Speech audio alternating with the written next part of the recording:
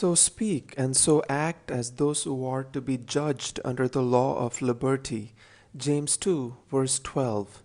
This verse literally means speak in such a manner and act in such a manner as those who are about to be judged by the law of liberty.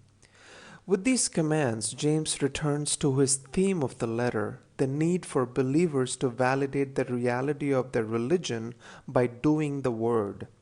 But for the first time, James warns about the end time judgment here.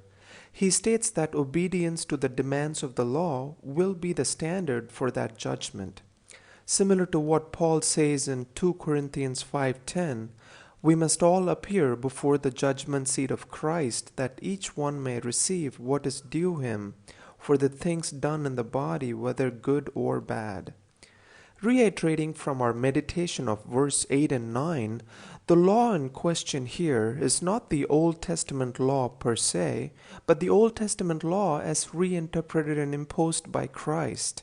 You shall love your neighbor as yourself. This fact that Christians will be judged on the basis of obedience to this law is found in other places of New Testament. In Matthew 25, Jesus warns that he would judge all the nations at his return and reward only those who showed compassion to others. I would like to read from Douglas Moo.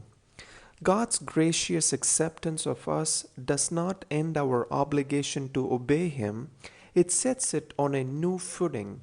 No longer is God's law a threatening, confining burden, for the will of God now confronts us as a law of liberty. It's an obligation we have in the joyful knowledge that God has both liberated us from the penalty of sin and given us His Spirit to obey His will. Have a blessed day.